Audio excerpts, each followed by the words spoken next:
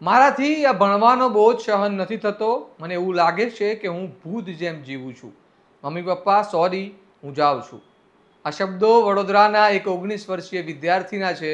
તેને અભ્યાસમાં મળતી નિષ્ફળતા અને માનસિક દબાણથી કંટાળીને પોતાનું જીવન ટૂંકાવી દીધું.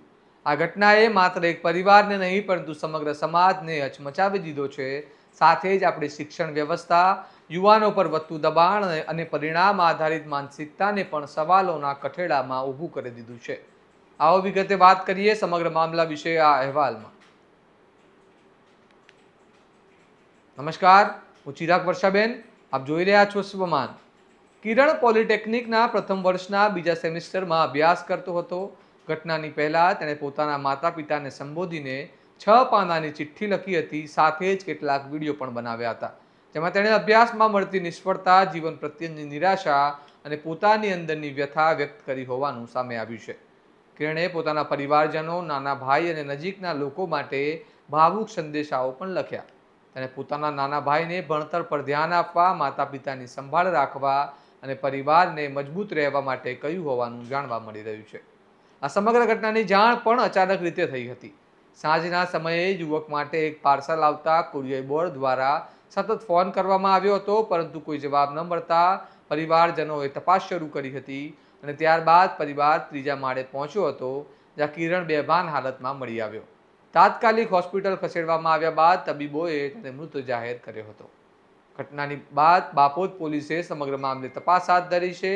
પોલીસે યુવકનો મોબાઈલ, ચિઠ્ઠી અને વિડીયો કબજે કર્યા છે. જાણવા મળી રહ્યું છે કે કિરણે કેટલાક વિડીયો તેની માનેલી બહેનને પણ મોકલ્યા હતા અને તે યુવતીએ તેને સમજાવવાનો પ્રયાસ પણ કર્યો, પરંતુ તે પ્રયાસ અંતિમ ક્ષણે નિષ્ફળ રહ્યો. આ ઘટના સમગ્ર સમાજ માટે ચેતવણી સમાન છે, કારણ કે આજે અનેક યુવાનો અભ્યાસ, પરીક્ષા, કારકિર્દી અને ભવિષ્યના દબાણ વચ્ચે માનસિક રીતે તૂટી રહ્યા છે અને ઘણીવાર તેઓ પોતાની પીડા પણ વ્યક્ત કરી શકતા નથી.